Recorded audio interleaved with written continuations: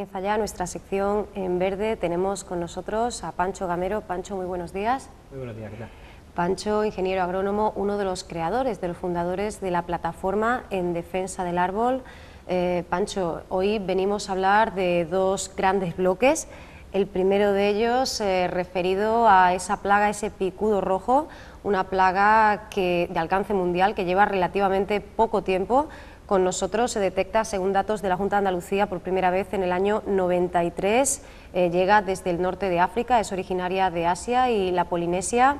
Y Pancho, creo que en los últimos días tú mismo has querido hacer un seguimiento sobre el alcance que está teniendo en la ciudad de Córdoba.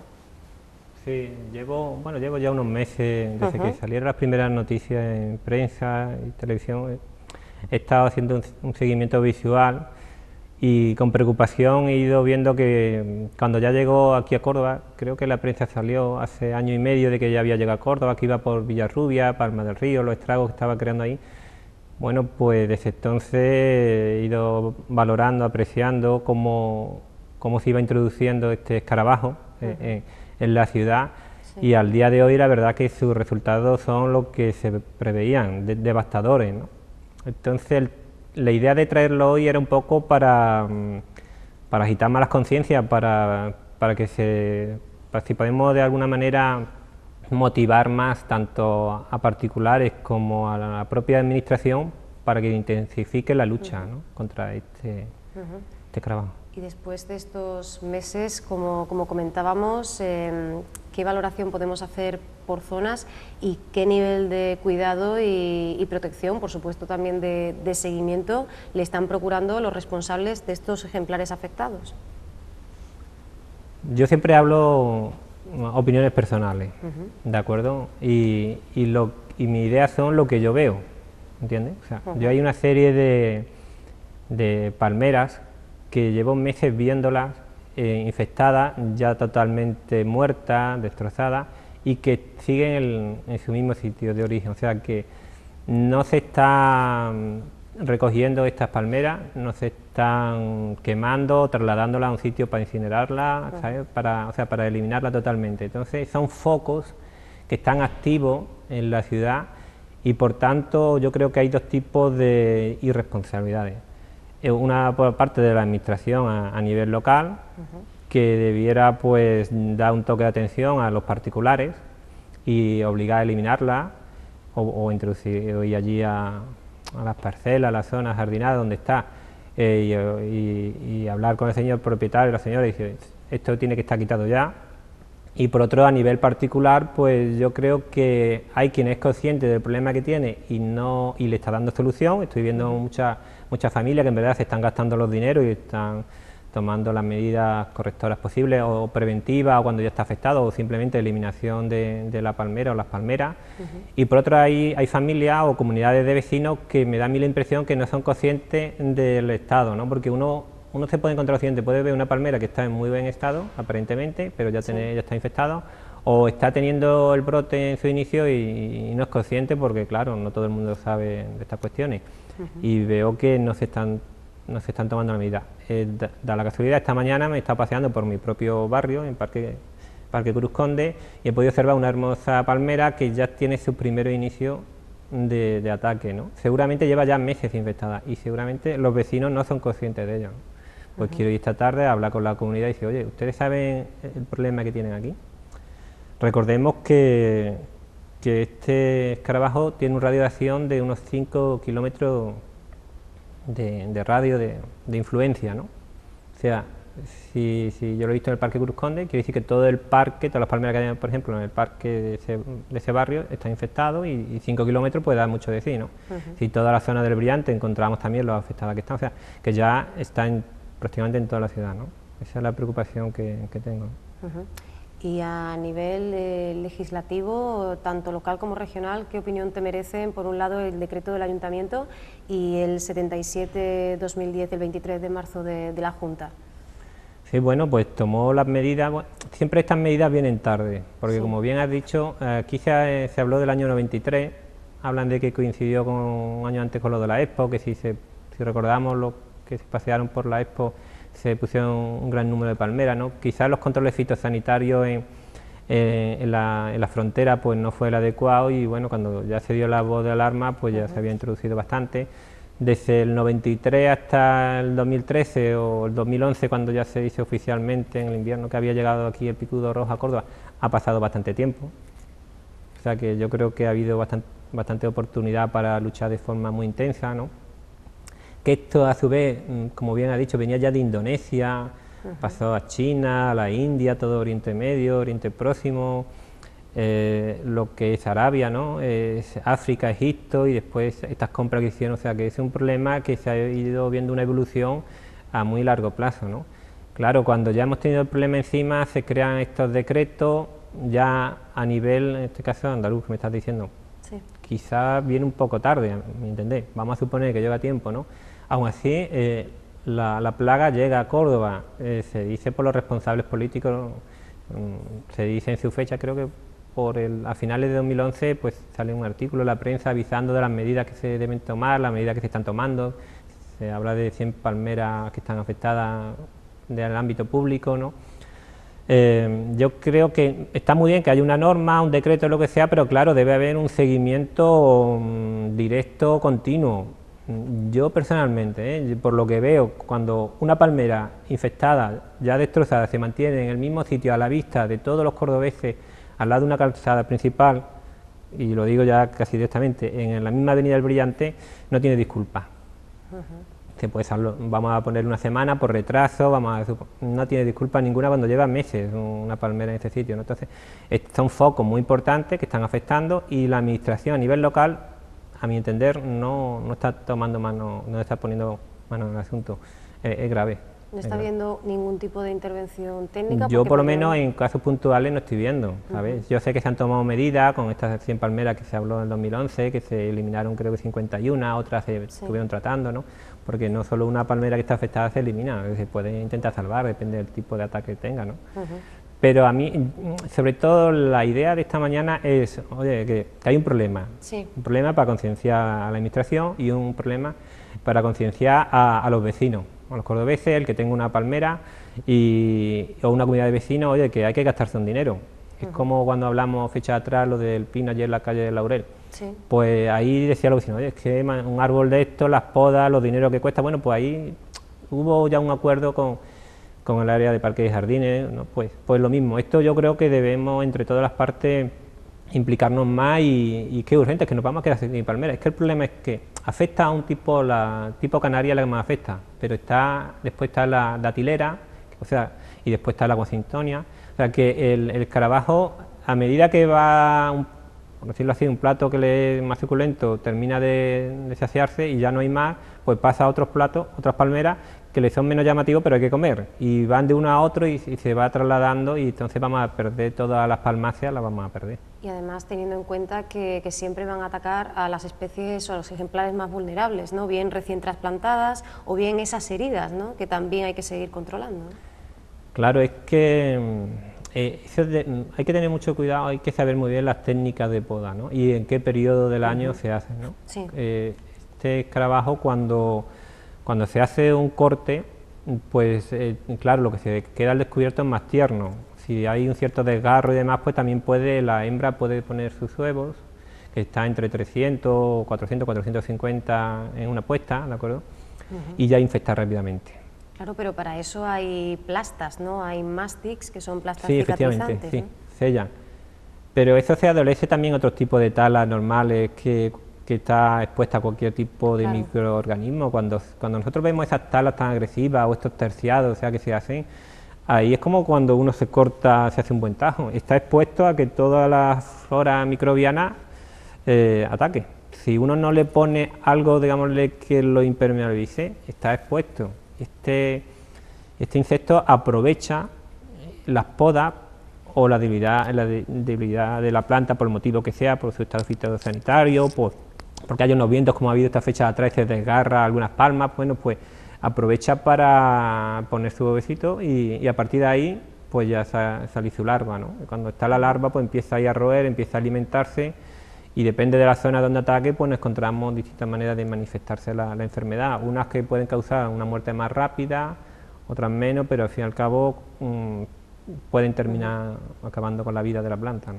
¿Y hay remedios? Porque hablábamos antes de esa plasta que puede sellar y prevenir en un momento dado, también la época que se elige para la poda, que deben ser épocas frías, preferentemente, e incluso métodos biológicos como el nematodo entomopatógeno o también las trampas con feromonas, ¿no? Sí, claro, es que los insectos y otros tipos de bichitos, ¿no? Lo que hay atrayentes hormonas, ¿no? Estos años atrás se empezó a hablar mucho de la feromona. Sí.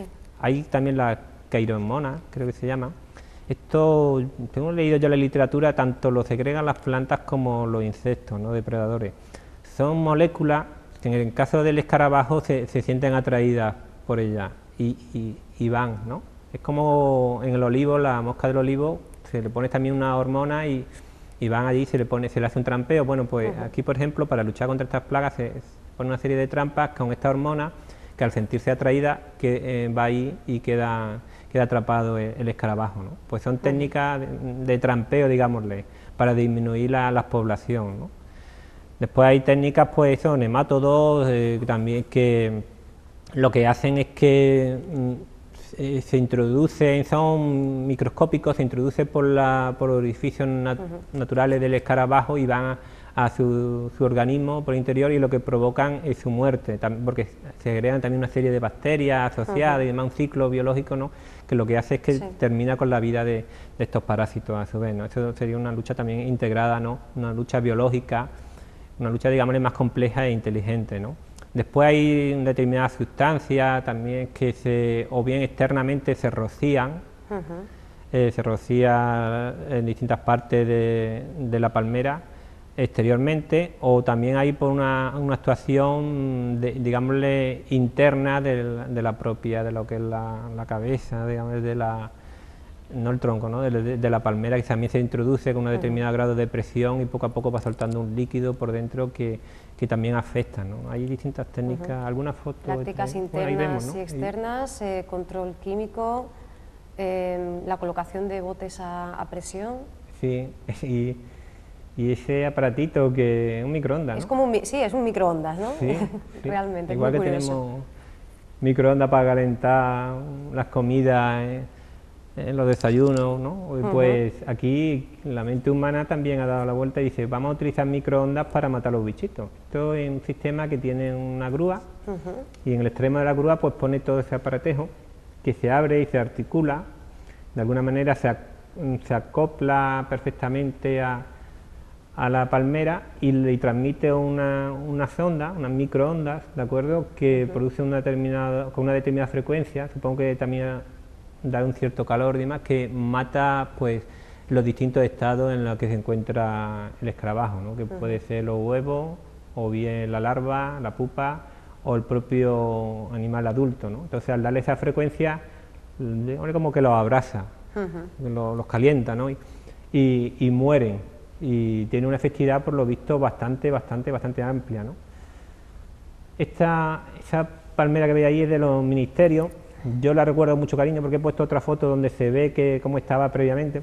Tengo la costumbre de ir fotografiando, ¿lo ves? Mira, así era cuando estaba sana. Quizá ahí por la fecha puede que ya estuviera infectada y no se apreciaba, ¿no? Hay muchas maneras de ver cómo está afectada, porque muchas veces, si es la zona apical, la zona de base donde nacen las nuevas palmas, pues ahí empieza, que se ven que salen más cortas, más pequeñas, también tiende a caerse la palma.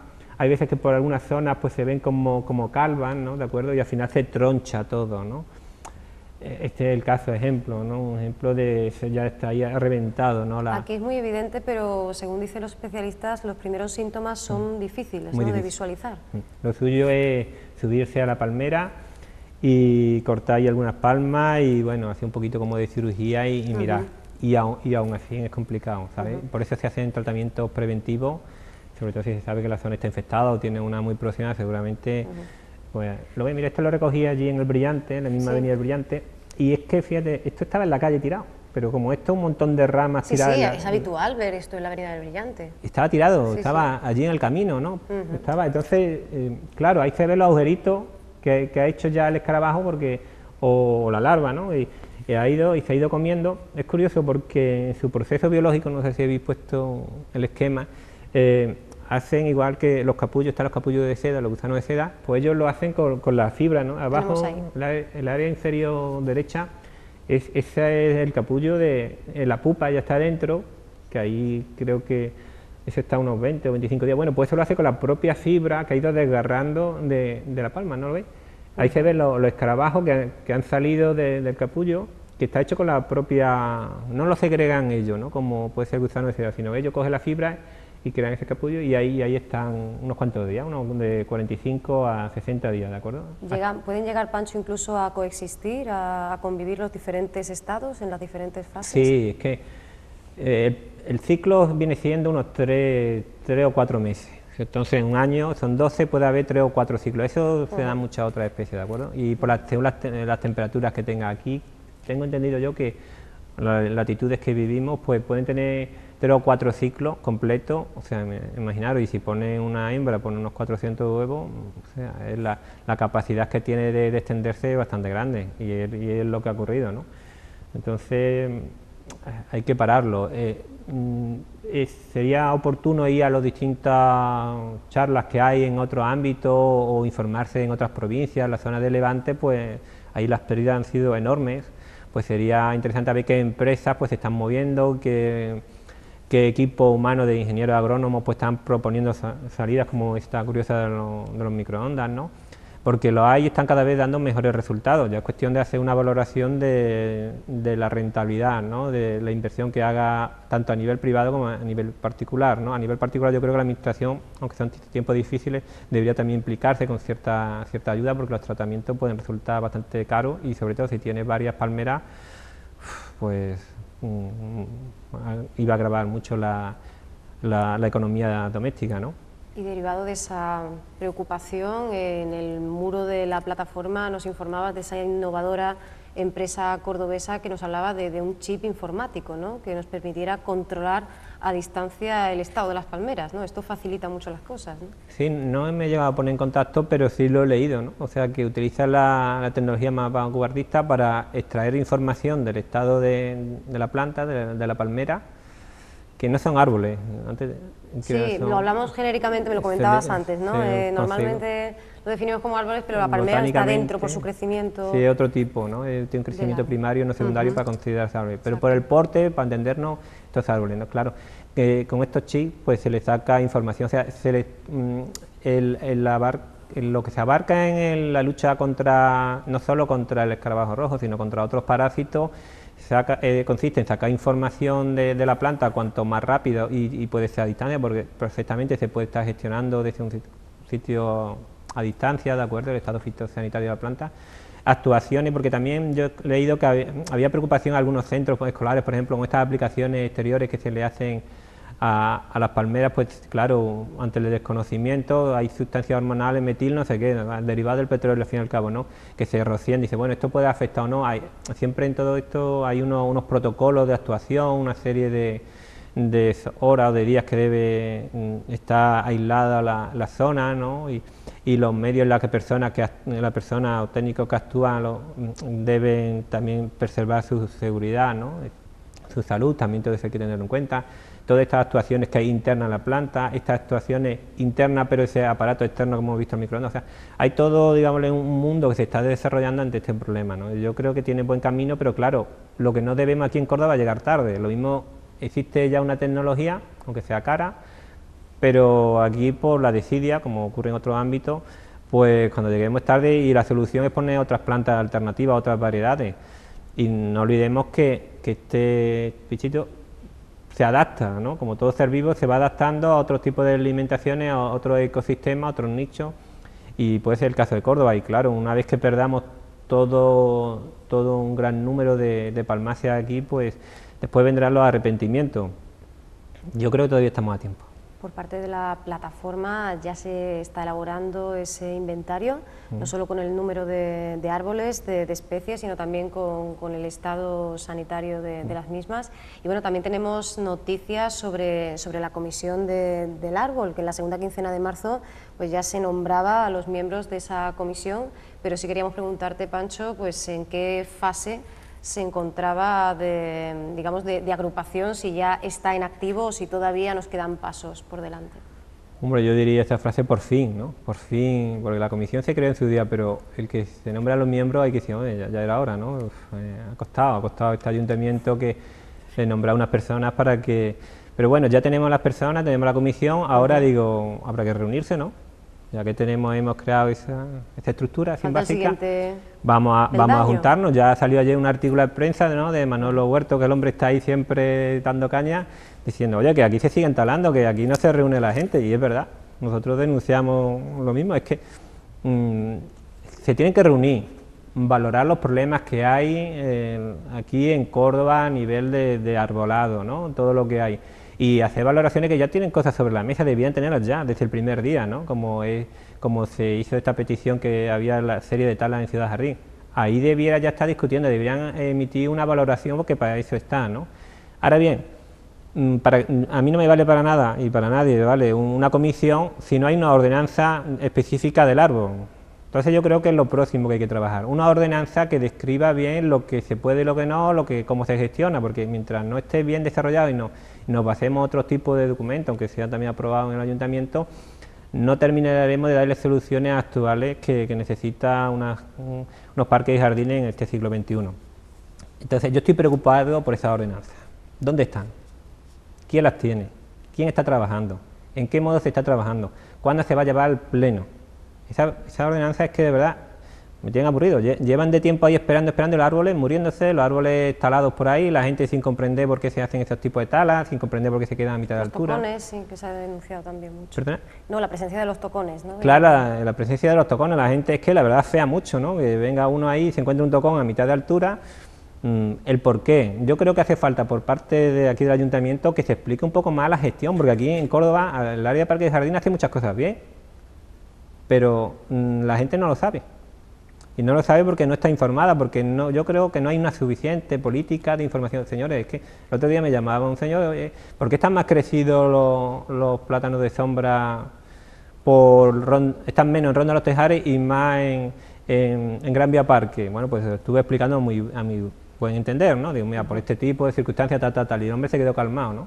Pues entonces eso yo creo que haría falta, ¿no? Haría falta que comprendiera por qué las acciones que hay que hacerlas, que el ayuntamiento las hace bien, por qué se hacen determinadas actuaciones, pero hay cosas que no entiende la gente, que unos tocones a mitad de altura pasen meses y meses y siguen estorbando el paso de los peatones, ¿no?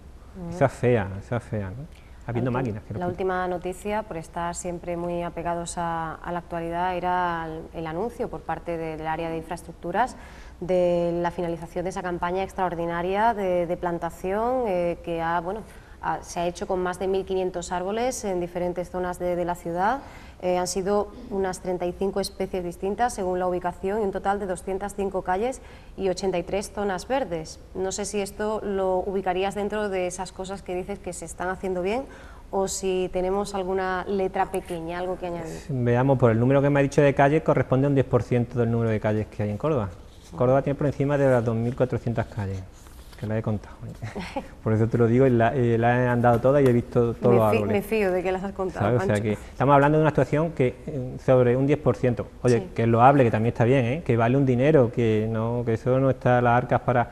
Y está muy bien que se ponga 1.500. Lo que ocurre, yo diría que se me hace poco, porque al mismo tiempo que pone 1.500, se nos están muriendo un gran número de árboles, se están talando un gran número de árboles sin dar las explicaciones suficientes, sino a nivel particular, como digo, falta de información. Y tenemos lo que estamos diciendo esta mañana, las palmeras que se nos están muriendo. Se está reponiendo, pero al mismo tiempo estamos teniendo un número de defunciones bastante elevado. Me parece muy bien, muy correcto, y que se anuncie, que se diga todo eso, pero a mi entender se queda todavía corto. No me es suficiente. A mí personalmente y a la asociación de la plataforma yo creo que no nos satisface. Tendría que haber más. El ayuntamiento, por decirlo de alguna manera, de forma verbal, todavía adeuda árboles con el Parque Cruz Conde. Cuando se hizo la remodelación dijeron que iban a poner 300 árboles. Después se fueron diciendo que no, que eran 150, al final creo que han puesto unos 20 y tantos. Bien están esos 20, pero de ahí al cierto número que nos dijeron, pues hay un déficit todavía que adeuda con ese barrio en concreto. Con todas las talas masivas que se están haciendo en Ciudad Jardín, hay un déficit, en otros barrios también hay un déficit. Quiero llamar la atención de unas cosas, no todo va a ser negativo, hay cosas que se están haciendo bien, pero a nivel particular, por desgracia. o a nivel de asociativo, ¿no? La huerta de San Rafael, ¿no?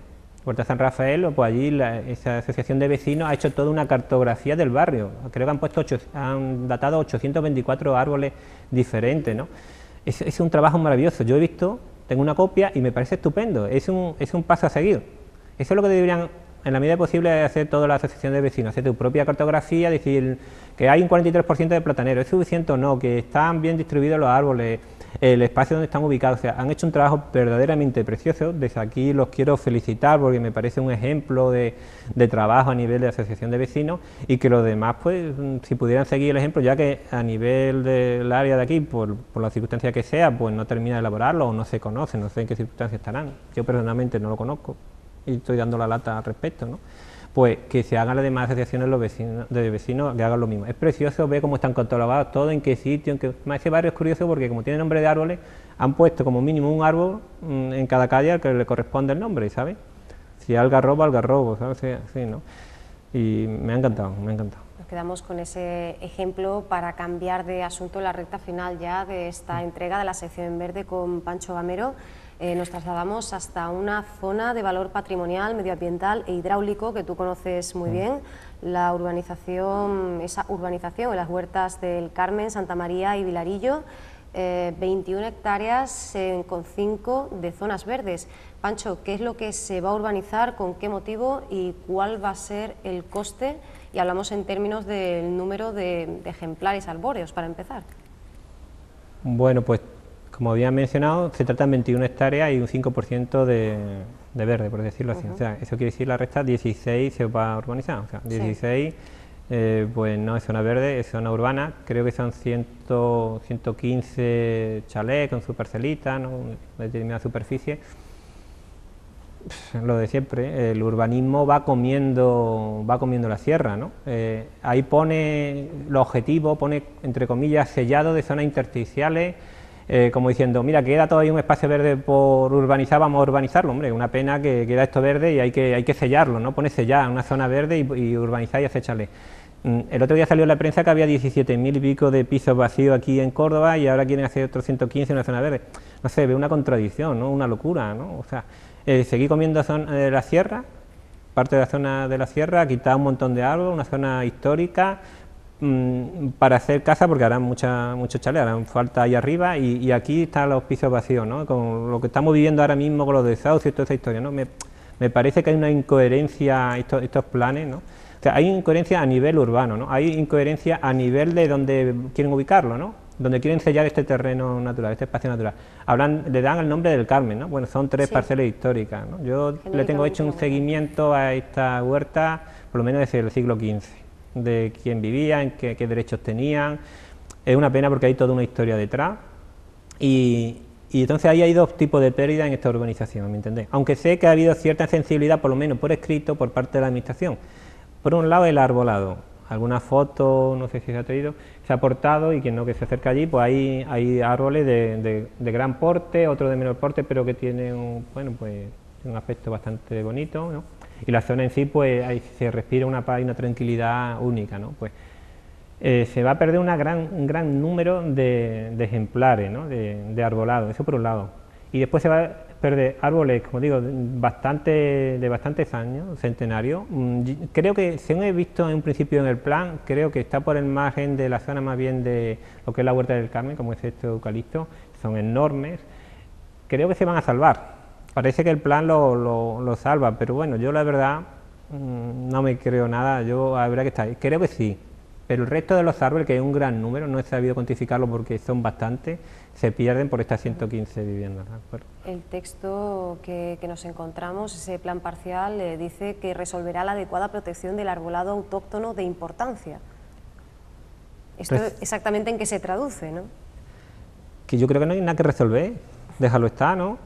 ¿A qué viene la mano del hombre para resolver? ¿Qué? Cuando una cosa que vive tranquilamente allí, parece que le vamos a salvar a nosotros a ellos. Si ellos están salvados, mientras no entre en la mano del hombre, está salvado. Pero entrando en la mano del hombre, señala estos 3 arbolitos porque son más grandecitos, 3, 4, 5, 6, venga, se salva. El resto de los árboles, hay que sellar una zona intersticial porque no está urbanizado de la sierra, ¿vale? Esa es una preocupación. Otra preocupación, las aguas, la zona, lo que tiene antiguo. No sé si tú ahí lo has reflejado. Sí, sí. En este plan urbano del N4 de El Carmen se llama, dice que se va a preservar la estructura, ¿no? Los espacios libres públicos, los trazados de las conducciones históricas de agua. Estamos hablando nada menos que de las aguas del Cabildo, Sí, ¿no? pues no, porque si uno mira el plano, que adjuntan ellos mismos en el plan, y uno conoce el terreno, porque yo he estado varios años antes allí, lo he estado datando y lo tengo cartografiado. Todas las tarjetas que van por allí están los chalés por medio, el 28, el 29, el 30. Los chalés van encima, o sea, no creo que vayan a abrir el salón de la casa y dejen pasar la tarjeta por ahí. ¿Me entiendes? O sea, Entonces, esa conciencia se está diciendo una cosa en el texto y se y está en plano se está diciendo mostrando otra. en el plano. O sea, lo único que sí pueden salvar, y lo mismo la idea que tiene, es que en la zona norte de, creo que la huerta de Santa María, no del Carmen, es que es difícil delimitar, está entre Santa María, me parece que es Santa María, perdón, sí es Santa María, sí es así, porque son las que dan las aguas del Cabildo. Esa zona allí, pues hay una serie de albercas que yo creo que habría que acondicionarla, habría que limpiarla, quizás nos lleváramos alguna sorpresa allí.